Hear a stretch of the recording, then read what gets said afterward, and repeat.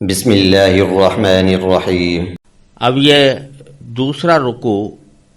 ان منافقین کے بیان میں ہے جن کی حالت یہ تھی کہ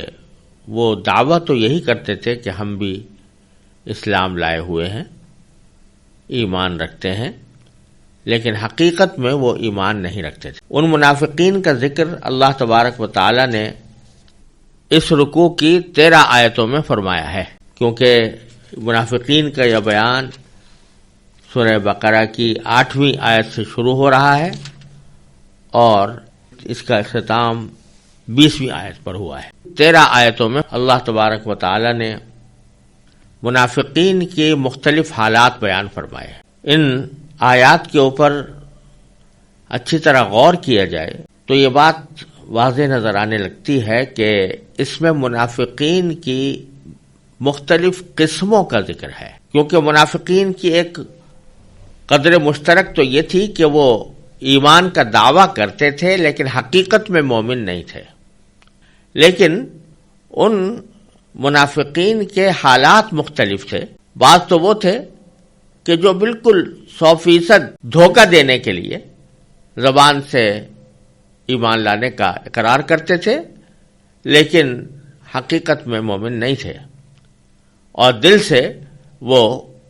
ایمان کو قبول نہیں کرتے تھے بلکہ مسلمانوں کے خلاف سازشیں تیار کرتے رہتے تھے۔ اور بعض منافق ایسے بھی تھے کہ جو حقیقت میں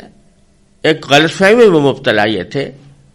کہ ایمان اور کفر کے درمیان کوئی سمجھوتا ممکن ہے، کوئی مصالحت ممکن ہے،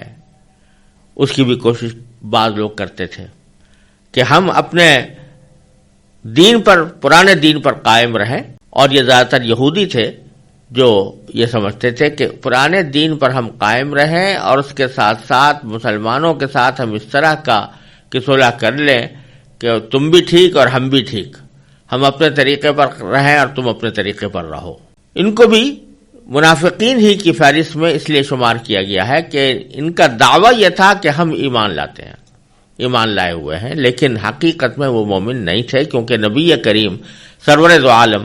محمد مصطفیٰ صلی اللہ علیہ وسلم پر ایمان لائے بغیر کسی بھی شخص کا ایمان کا دعویٰ قبول نہیں ہو سکتا۔ یہ لوگ حضور اقدس صلی اللہ علیہ وسلم پر ایمان لائے بغیر یہ کہتے تھے ہم کو بھی مومنوں میں شمار کیا جائے۔ تیسری قسم وہ بھی تھی کہ یہ مذبذب قسم کے لوگ تھے، یعنی کبھی ان کے دل میں خیال آتا تھا کہ ہم ایمان لے آئیں، کبھی ایک دم سے پیچھے ہٹ جاتے تھے، کبھی ان سے انتظار رہتے تھے کہ دیکھیں نبی کریم صلی اللہ علیہ وسلم جزیرہ عرب پر غلبہ ہوتا ہے یا نہیں ہوتا، آپ فتح پاتے ہیں یا نہیں پاتے۔ اگر کبھی مسلمانوں کے فتح کی خبر سنتے تو کچھ دل مائل ہونے لگتا کہ ان کے پیچھے چلیں، اور جب کبھی اس کے خلاف کوئی بات سامنے آتی تو پھر پیچھے ہٹ جاتے تھے۔ کبھی دلائل سامنے آتے کہ ایمان کے حقانیت کے دلائل ان کے سامنے آتے تو ایمان کی طرف رجوع کرنے لگتے، اور اگر کسی وقت ان کا خیال ہوتا کہ پرانا دین ہی ٹھیک ہے اور اسی میں عافیت ہے تو وہ پھر اسلام سے پیچھے ہٹنے لگتے تھے۔ تو یہ مختلف قسمیں ہیں منافقین کی، جن کا ذکر اس رکوع کے اندر اللہ تبارک و تعالی نے کیا ہے۔ اور اگر غور سے دیکھا جائے تو اس رکوع کو ہم 3 حصوں پر تقسیم کر سکتے ہیں۔ پہلا حصہ ان منافقین سے متعلق ہے جو کھلم کھلا منافق تھے، یعنی کھلم کھلا منافق ہونے کا معنی یہ کہ ان کے دل میں ایمان تھا ہی نہیں، اور وہ محض دھوکہ دینے کی خاطر، مسلمانوں سے کچھ مفادات حاصل کرنے کی خاطر وہ اسلام کا یا ایمان کا دعویٰ کرتے تھے۔ پھر دوسرا گروہ، پھر اس کے بعد اس کا ذکر ہے جس کے بارے میں نے عرض کیا کہ جس میں اس بات کا بھی احتمال ہے کہ اس سے مراد وہ لوگ ہوں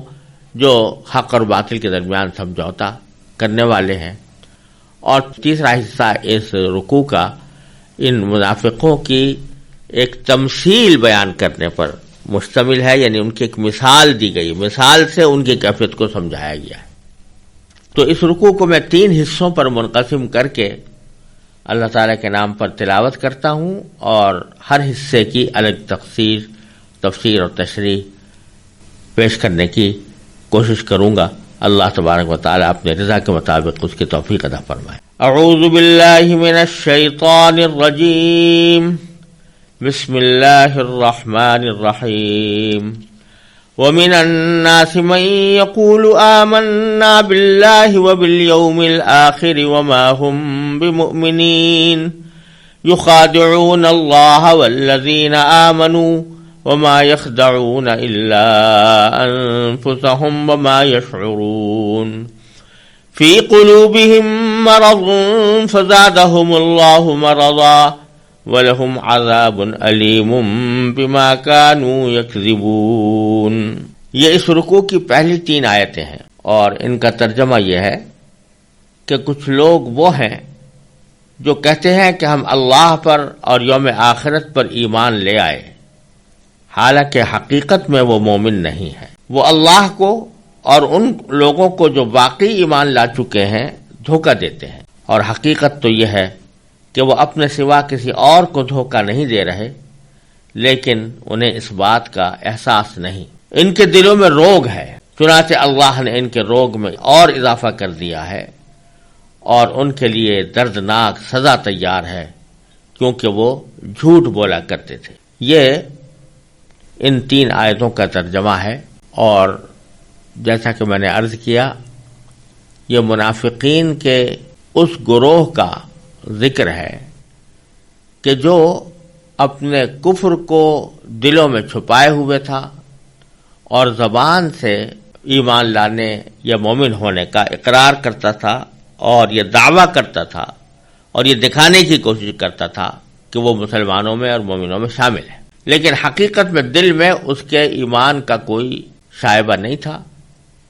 مقصود صرف دھوکہ دینا تھا، مسلمانوں کو دھوکہ دینا چاہتے تھے. ان کا ذکر اللہ تعالیٰ نے ان 3 آیتوں میں فرمایا ہے، اور ان کے اس طرز عمل کو اس طرح بیان فرمایا ہے کہ وہ اللہ کو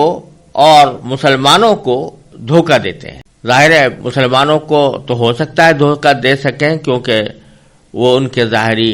طرز عمل کو دیکھ کر ان کو مسلمان سمجھ سکتے ہیں، لیکن اللہ تبارک و تعالیٰ کو تو کوئی دھوکہ نہیں دے سکتا. اللہ تبارک و تعالیٰ کو اگر کوئی دھوکہ دینے کی کوشش کرے گا تو اس سے بڑا کوئی احمق نہیں ہو سکتا. اس لیے اللہ تبارک و تعالیٰ نے آگے فرمایا کہ وَمَا يَخْدَعُونَ إِلَّا أَنفُسَهُمْ وَمَا يَشْعُرُونَ. وہ دھوکہ نہیں دے رہے مگر خود اپنے آپ کو، اور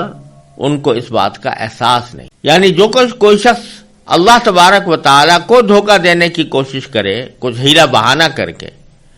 تو حقیقت میں وہ دھوکہ اللہ تعالیٰ کو تو دے ہی نہیں سکتا، وہ خود اپنے آپ کو دے رہا ہے، اس واسطے کہ یوں سمجھ رہا ہے کہ میں اس طرح اللہ تبارک و تعالیٰ کے عذاب سے بچ جاؤں گا یا اللہ تبارک و تعالیٰ کی گرفت سے بچ جاؤں گا، لیکن حقیقت میں وہ تو اور زیادہ گرفت میں آئے گا، کیونکہ اس نے حق کو نہ صرف یہ کہ قبول نہیں کیا بلکہ اس کو توڑ موڑ کر غلط طریقے سے اختیار کر کے اللہ تعالیٰ کو دھوکہ دینے کی کوشش کی. تو اس میں ایک اس بات کا سبق دیا گیا ہے کہ جو شریعت کا حکم ہے اس شریعت کے حکم کی تعمیل جوں کا توں کرنا ضروری ہے. اور اگر کوئی شخص یہ چاہے کہ میں دھوکہ دے دوں، اللہ تبارک و تعالیٰ کو دھوکہ دے دوں، کوئی ایسا ہیلا بہانہ اختیار کروں کہ جس کے نتیجے میں وہ اللہ تبارک و تعالیٰ کے حکم کی نافرمانی بھی ہو جائے اور ساتھ ساتھ وہ دیکھنے میں ایسا بھی لگے کہ اس کی نافرمانی نہیں کی گئی، تو یہ در حقیقت اللہ تعالیٰ کو دھوکہ دینے کے مرادف ہے، اور اللہ تعالیٰ کو کوئی شخص دھوکہ نہیں دے سکتا. اگر کوئی شخص ایسا کرے گا تو وہ حقیقت میں خود اپنے آپ کو دھوکہ دے رہا ہوگا. پھر تیسری آیت میں اللہ تعالیٰ نے ان لوگوں کی بیماری کی حقیقت بیان کرتے ہوئے فرمایا کہ فی قلوبہم مرض، ان کے دلوں میں روگ ہے، یعنی ایک بیماری ہے. فزادہم اللہ مرضا، اللہ تعالیٰ نے ان کی اس بیماری میں اور اضافہ کر دیا ہے. یہ کیا مرض ہے جس کی طرف اشارہ فرمایا گیا، اور یہ جو آگے فرمایا کہ اللہ تعالیٰ نے ان کی بیماری میں اضافہ کر دیا ہے، تو اس اضافے کا کیا مطلب ہے؟ اس کو سمجھنے کے لیے پہلے یہ سمجھیے کہ مرض بیماری کو کہتے ہیں، اور بیماری جس طرح انسان کے جسم کو لاحق ہوتی ہے، کبھی بخار آ گیا، کبھی کوئی اور درد کھڑا ہو گیا، اسی طرح انسان کی روح کو بھی کچھ بیماریاں لگ جاتی ہیں، اور دل کو بھی، دل سے مراد دل کی جو مخفی طاقتیں ہیں یا دل کے جو مخفی جذبات ہیں، دل کے جو مخفی محرکات ہیں، ان محرکات اور ان میں بیماری پیدا ہو جاتی ہے کہ آدمی جو فیصلے کرتا ہے وہ اس غلط بیماری کے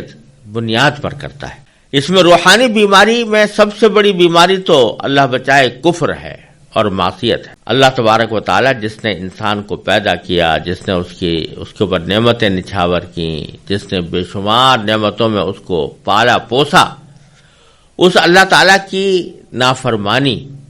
اور اس کے ساتھ کفر کا معاملہ کرنا، یہ سب سے بڑی روحانی بیماری ہے۔ تو یہاں وہ مراد بھی ہو سکتی ہے کہ فی قلوبہم مرض، یعنی ان کے دلوں میں بیماری ہے، یعنی کفر کی بیماری ہے، نافرمانی کی بیماری ہے، ناشکری کی بیماری ہے۔ یہ مطلب بھی اس کے اندر پنہا ہے، ان کے دلوں میں حسد ہے۔ قرآن کریم نے دل کے مرض کو بسا اوقات حسد کے معنی میں استعمال فرمایا ہے متعدد مقامات پر، تو یہاں پر بھی اس کے معنی حسد کے ہو سکتے ہیں۔ اور حسد کا یہاں پر تعلق یہ ہے کہ منافقین جو تھے وہ اکثر و بیشتر یہودی تھے، یعنی اصلاً یہودی تھے، اور مسلمانوں کے سامنے اپنے آپ کو مسلمان ظاہر کرنے کی کوشش کرتے تھے اور وہ اسلام لانے کا دعویٰ کرتے تھے۔ زبان سے تو دعویٰ بے شک کر رہے تھے کہ ہم مسلمان ہیں، لیکن دل سے ایمان لانے کو تیار اس لیے نہیں تھے کہ ان کے دلوں میں حسد تھا، اور حسد وہ تھا جس کا ذکر پہلے بھی کیا گیا کہ در حقیقت اب تک جتنے انبیاء کرام علیہم الصلوۃ والسلام تشریف لائے تھے وہ حضرت اسرائیل